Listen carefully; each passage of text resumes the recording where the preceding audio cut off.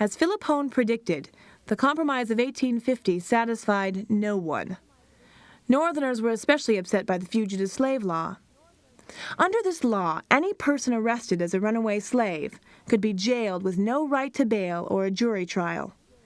Any citizen who helped a slave escape or who refused to aid in the arrest of a runaway could be fined or jailed as well.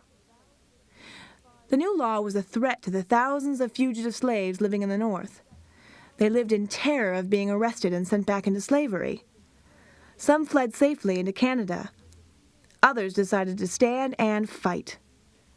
Reverend Charlemagne Le Guin, a fugitive slave living in New York, said boldly, "I don't respect this law. I don't fear it. I won't obey it. I will not live like a slave, and if force is employed to re-enslave me, I shall make preparations to meet the crisis as becomes a man." Opposition to the law was widespread.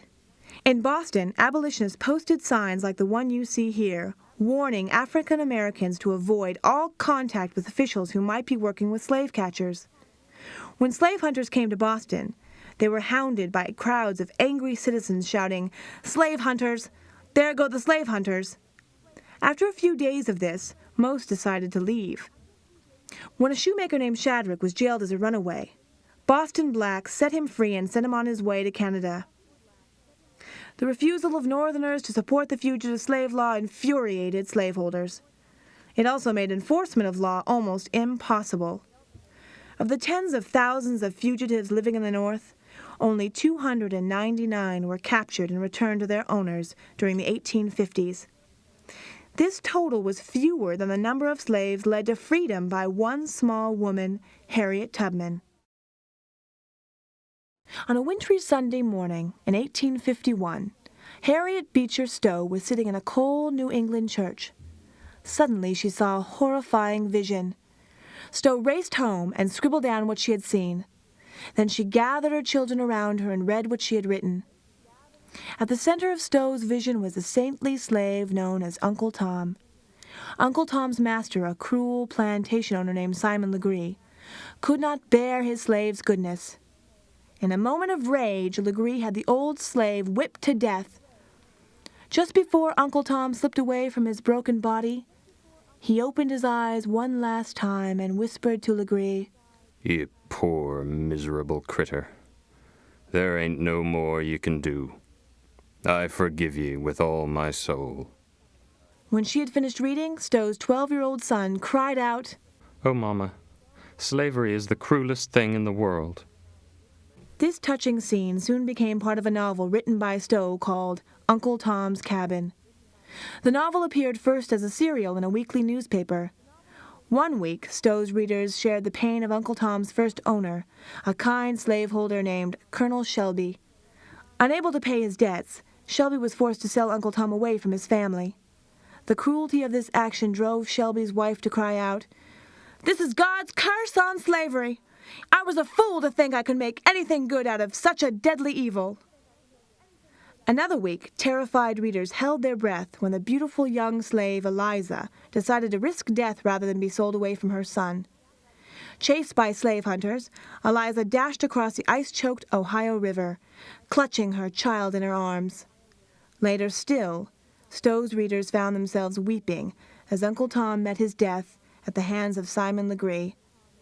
By this time, most readers agreed with Stowe's son. Slavery was the cruelest thing in the world. Uncle Tom's Cabin was published as a book in 1852. It was a huge success, breaking all American sales records. Nothing before Stowe's novel had aroused such powerful emotions about slavery. In the South, the book and its author were denounced and scorned. But in the North, Uncle Tom's Cabin turned millions of people against slavery.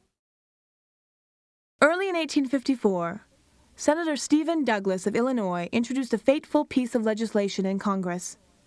Douglas had no intention of opening up another painful debate on slavery. He simply wanted to see a railroad built from his state across the Great Plains to California, and he thought this was more likely to happen if Congress organized the Plains as Nebraska Territory and opened the area to settlers. Because this territory lay north of the Missouri Compromise line, Douglas's original bill said nothing about slavery. Southerners in Congress agreed to support Douglas as long as his bill included a few changes. The final bill created two new territories, Kansas and Nebraska. It also scrapped the Missouri Compromise by opening both territories to slavery. It was left up to the people, settled in Kansas and Nebraska, to decide what to do about slavery. Douglas called this policy popular sovereignty, or rule by the people. Abolitionists denounced it as a gross violation of a sacred pledge, as part and parcel of a pernicious plot. The Kansas-Nebraska Act hit the North like a thunderbolt. Once again, Northerners were haunted by nightmare visions of slavery marching across the plains. Douglas tried to calm their fears by saying Kansas and Nebraska were not suited to slave labor. Nebraska, perhaps. But when Northerners looked at Kansas on a map, like the one you see here, they were not so sure. As newspaper editor Horace Greeley charged in the New York Tribune, the pretense of Douglas and company that not even Kansas is to be made a slave state by his bill is a gag of the first water. Ask any Missourian what he thinks about it. The Kansas Territory is bounded in its entire length by Missouri, with a whole tier of slave counties leaning against it. Won't be a slave state. Gentlemen, don't lie anymore. After the Kansas-Nebraska Act was passed, settlers poured into Kansas. Most were farmers who had heard the soil was good on the plains. But others came for just one purpose: to make Kansas either slave or free. In the North, abolitionists supplied money and weapons to anti-slavery settlers. In the South, towns took up collections to send their young men to Kansas to support Southern rights. As a result, Kansas soon had two competing governments, one supporting slavery and one opposing it. On May 21, 1856, an army of 800 pro-slavery settlers invaded Lawrence, Kansas, the home of the anti-slavery government. The invaders burned a hotel, looted several homes, and tossed the presses of two abolitionist newspapers into the Kaw River. As the pro-slavery settlers left Lawrence, one of them boasted, "Gentlemen, this is the happiest day of my life." Revenge was swift. 3 days later, a fanatic abolitionist named John Brown gathered up 6 followers and headed for the pro-slavery town of Pottawatomie. Brown estimated that 5 anti-slavery men had died in the Lawrence raid. Upon reaching Pottawatomie, he had his men hack 5 pro-slavery men to death with their sabers. For Senator Charles Sumner of Massachusetts, the growing violence in Kansas was proof of what he had long suspected: that Senator Stephen Douglas had conspired with the Southerners in Congress to make Kansas a slave state. In 1856, Sumner voiced his suspicions in a passionate speech titled "The Crime Against Kansas." Sumner's language was angry and harsh. Douglas, he said, was a noisome, squat, and nameless animal. Sumner also attacked Senator Andrew Pickens of South Carolina. Pickens, he charged, had chosen a mistress, who, though ugly to others, is always lovely to him. I mean the harlot Slavery. White Southerners were enraged by this insult, none more so than Pickens' nephew, Representative Preston Brooks. The next day, Brooks confronted Sumner in the Senate, saying, I have read your speech twice over. It is a libel on South Carolina and on Mr. Butler. With these words, Brooks began thrashing Sumner with his cane. By the time the other senators could pull Brooks away, Sumner was dazed and bleeding. The picture you see here reflects a northern view of this event. If you look carefully, you can see Southerners holding back Sumner's friends while they enjoy the sight of the Massachusetts senator being beaten. Reactions to the attack on Sumner showed how badly divided the country had become. Many Southerners applauded Brooks. He had defended the honor of his family and of his state. From all over the South, Brooks received gifts of new canes to replace the one he had broken on Sumner's head. Most Northerners viewed the beating as yet another example of Southern brutality. Brooks, in their eyes, was no better than the pro-slavery bullies who had attacked the good people of Lawrence, Kansas. This violent incident revealed something else as well. It showed that some people were no longer content just to argue about slavery. This was true of a Connecticut schoolgirl who wrote to Sumner saying, I don't think it is very much use to stay any longer in the high school. The boys would be better learning to hold muskets, and the girls to make bullets. In 1857, the slavery controversy shifted from the bloodied floor of the Congress to the Supreme Court. The court had agreed to consider a case brought by Dred Scott, a Missouri slave who was suing for his freedom. Many years earlier, Scott had traveled with his owner to Wisconsin Territory. Now Scott was arguing that because the Missouri Compromise banned slavery in Wisconsin, his time in that free territory had made him a free man. There were 9 justices sitting on the Supreme Court in 1857, 5 from the South, 4 from the North. The key questions they had to decide were these. Was Dred Scott, a black man and a slave, a citizen of the United States with a right to bring a case in a federal court? And if so, did his time in Wisconsin make him a free man?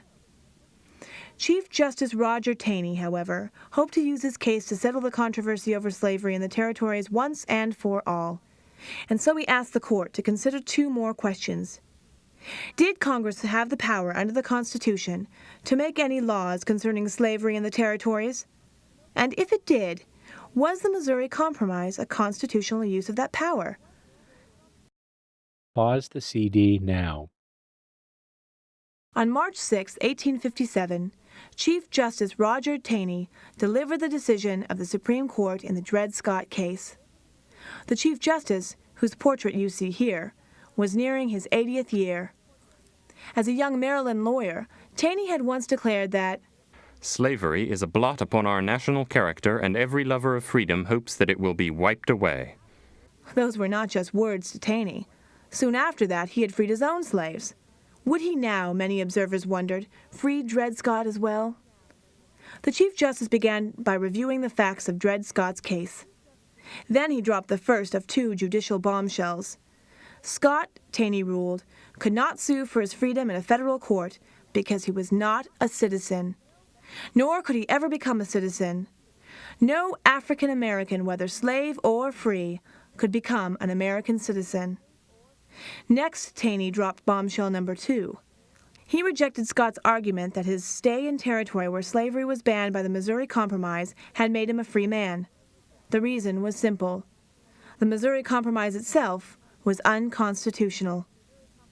Taney's argument went something like this. Slaves are property. The Fifth Amendment to the Constitution says that property cannot be taken from people without due process of law or a court hearing. If Congress bans slavery in a territory, the effect is the same as taking property away from slaveholders who would like to bring their slaves into that area. And this is unconstitutional. In fact, Congress has a responsibility under the Constitution to protect the property rights of slaveholders in the territories. As you can imagine, slaveholders were delighted by the Dred Scott decision. They hoped that the issue of slavery in the territories was finally settled. Anti-slavery Northerners, however, were stunned and enraged by the court's ruling. One New York newspaper ran bold headlines declaring that The decision of the Supreme Court is the moral assassination of a race and cannot be obeyed.